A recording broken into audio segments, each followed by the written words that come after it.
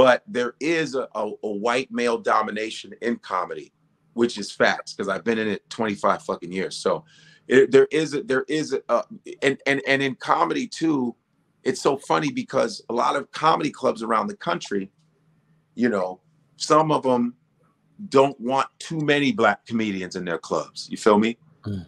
But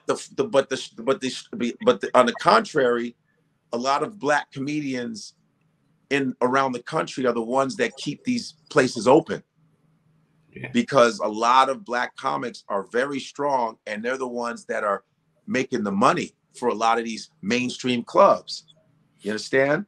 Because black dollars are very important, and people like Bruce, Earthquake, me, hell, D. Ray Davis, Corey Holcomb, Monique, so many other, like Coco Brown, all these other wonderful black comedians, Lavelle Crawford, are beasts and are keeping these doors open. But there is rate because it's still a white male dominated society, and white women comics. I mean, every other week there's a special by a white girl. There's a new special on Netflix by a white chick. The problem is black comedians are not really, black male comedians don't really support black women comedians who are they're pretty much left out. Wow. They're not even in the equation half the time. You rarely get a lot of black women with specials, other than like a Tiffany Haddish or whatever, who's actually helping people to get shine. You know, they don't really consider a lot of black women, because there's a lot of fantastic black women comics. There's Zainab Johnson, there's Chloe Hilliard, there's Marina Franklin, there's Yamanika Saunders, there's Jackie Fabulous. Everybody should be looking up these people. There's a lot of really strong Michelle Buteau. There's so many great African-American women comedians. You know, you have your Wanda Sykes, you have your Monique, but there's so many other wonderful black girl comedians that are killing it, and they don't get the shine that they get, because I really think it's just racial shit. My bad. Let me ask you this. Faison Love, he had something to say about Nicole Byers' special. Yes. Said it wasn't funny. Said that if you have to just love white men to get a comedy special as a black woman on Netflix, I guess. And everybody went in on Faison Love saying that he was going against black women. Then he named a number of black women, a lot of them you just mentioned, that do deserve opportunities. Speak on that. Faison, first of all, Faison's hilarious. So Faison has been a friend of mine for a long time. Faison keeps it 100, and Faison is always ready for the smoke. You know that. Hell yeah. Faison keeps it 100. I think Faison was trying to say, he used Nicole Byers as an example. I mean, I don't know Nicole Byers. Congratulations to her and her accomplishments. I don't know her. But I think Faison was trying to make a point that, why don't you give other people a fucking chance? But Faison is going to do it Faison ain't going to have no tact. Faison's going to say, so I gotta be a overweight, unfunny, blah, blah, blah, blah. Mm. I understood what he was coming from as a comedian, and seeing the unfairness in the way they're distributing specials. I don't think that, listen, there's two ways. I agree. I know what Faison was trying to do, but then I said, you didn't have to like clown this chick. She don't even know you like that. Right. I don't think she deserved that kind of, you know what I mean? It was kind of like, God damn, Faison. But Faison wasn't trying to shit on black comedians, women comedians, because he named Marina Franklin, who is so funny. And I went to college with Marina. Shout out to Marina Franklin. And he named a whole bunch of other people that do deserve specials. But a guy like myself, I mean, I should be on my 15th special. A lot of cats be like, how the hell ain't you? But the business isn't fair. You know what I mean? And I think, that is where the racial thing comes in. Because sometimes the powers that be, if you're pleasing to them, they'll give you shit. Mm. A lot of black people are on TV, and listen, this is not every black person, so I don't want anybody twisting my words. Right. There are a lot of black people on TV because they make the powers that be feel at ease. Mm. That's kind of scary, that the reason why they picked you is because you make them feel at ease.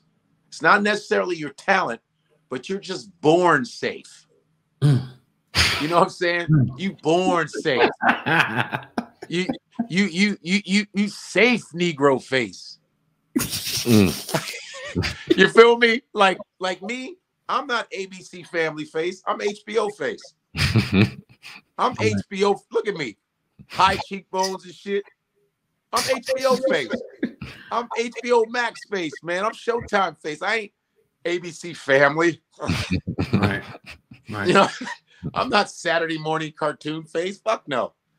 You know, I mean, but it's there is that aspect of certain black people, and you've seen them on TV where you go, oh, I see why they hired this motherfucker. This motherfucker is safe.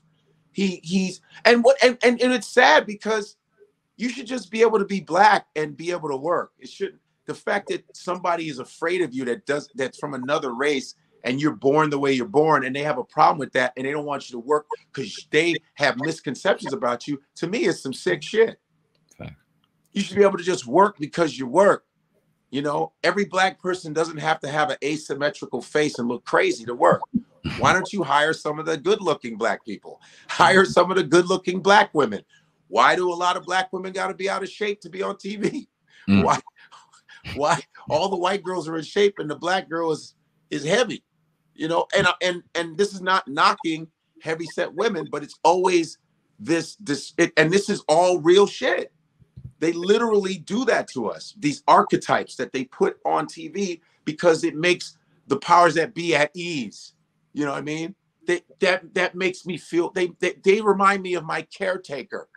Damn. Wow. They remind me, you know, I'm telling you. And if you don't believe me, you can read a book called Mammies, Bucks, Coons, and Mulattoes: The History of Blacks in Film by Donald Bogle. It's from the 90s, but the book stands like true to today. It's called The History of African Americans, the different archetypes.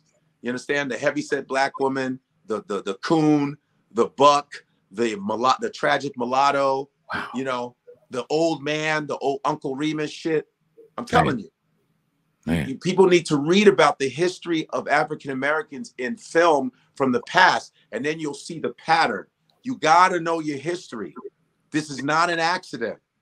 It's not an accident on why they choose certain kind of black folk, man. I'm telling you, shit is real.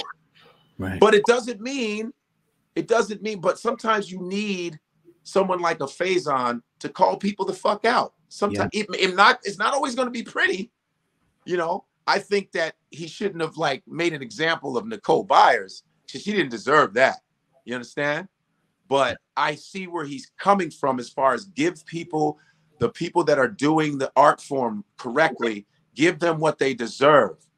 Give them what they deserve, man. You know, let's try to be fair. I think with comedy should be a thing where you should be awarded because you're good at it, because it's so hard to do.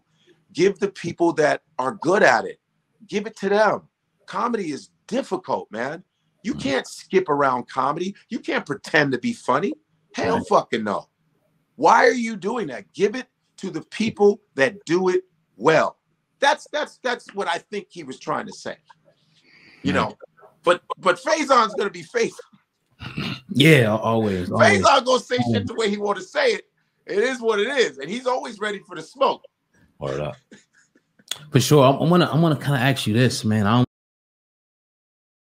Nigga said, "Oh God, you the man, Cass." I spit white like a clan mask, and I'm a hustler. I could stand out on the beach and sell sandbags. Some things can't last, but this ain't just a podcast. This is Sam Ant and Oh Godcast. Hip hop uncensored is the vibe, so subscribe. Hip hop uncensored is the vibe, so subscribe. Oh God, driving Sam Ant riding passenger side, and you heard it out the mouth of the greatest rapper alive. Hip hop uncensored is the vibe, so subscribe. Hip hop uncensored is the vibe, so subscribe. Oh God, driving Sam Ant riding passenger side, and you heard it out the mouth of the greatest rapper alive. Go gang.